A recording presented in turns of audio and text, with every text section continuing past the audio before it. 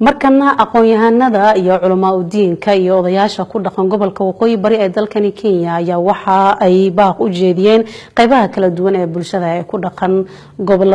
gobolkaasi iyagoo markaasi ugu baaqay inay ilaaliyaan xasiloonida iyo sidoo kale nabadgelyada deegaanada inta lagu guda jiro arrimaha doorashooyinka.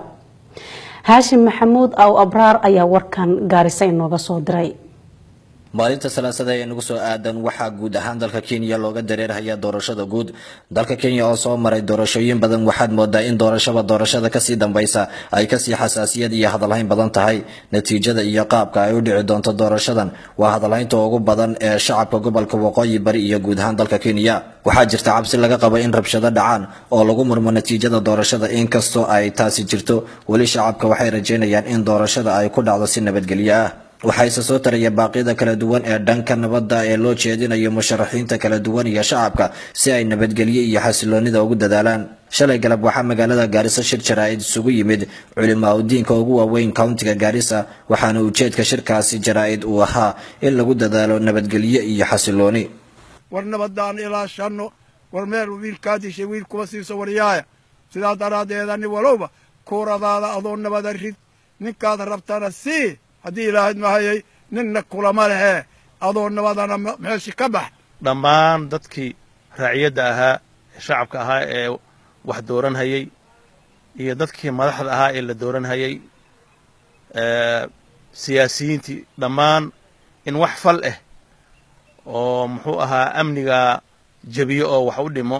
ama qowl ha ahaado afka laga dhaho ama ficil la sameeyo ha ahaado arrintaa inaynan dhicin baan uga digaynaa maartay dadka dhamaantii ma ahan culimaa u diinka gobolka waqooyi bari oo kaliya waxa baaqyada nabadgelyada dirahaya balse waxaa jira dad fara badan oo shacabka ka mid ah iyo mas'uuliyiin hore oo dawladda ka tirsanaa ama haatan ku jira oo iyaguna ku baaqaya nabadgelyo buuxda iyo doorasho xor iyo xalaal ah nabadgelyo waa fiicantahay dhibka Soomaaliya ku dhacay waa arkaysiin quraan nabad ilaahay nagu rido ilaahay macbuudka duu nabad jirin iskuul ma jiro quraan ma jiro ma maqleysa dugsi ilma ma akhrisanayeen hooyayaalka naag xaamilana ma dhaleeso waa rafaadi qaxbaabu ku dhici qaxna ma aqaano naka reekenyaan heed meelaan u dhaqaaqayna ma garanayno ilaahay nabadgelyan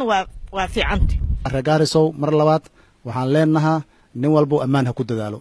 dabayaaqadii sanadkii 2017 doorashadii guud ee dalka Kenya ka dhacday waxay sababtay barakac fara badan iyo dhimasho shacab Kenyaan ah oo aan waxba galabsanin si qalalaasaasi mid la mid ah looga badbaado waxaa shacabka iyo mas'uuliyiinta loogu baaqayaa inay ilaaliyaan xasiloonida iyo nabadgelyada dalka sidoo kale guddiga doorashada ayaa loogu baaqay inay qabtaan doorasho daahfuran oo xaq iyo xalaal u dhacda si looga badbaado rabshado caynkaas ah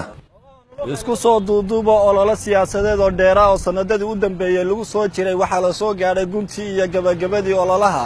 maalinta salaasada ay nagu soo aadanay ku aadanna 8 bishan waxa loo dareeri doonaa codaynta doorashada guud ee dalka ka qabsoomi doonta Hashim Maxamuud Cabdullaahi Shimbaraar RTN TV magaalada Gaarisa.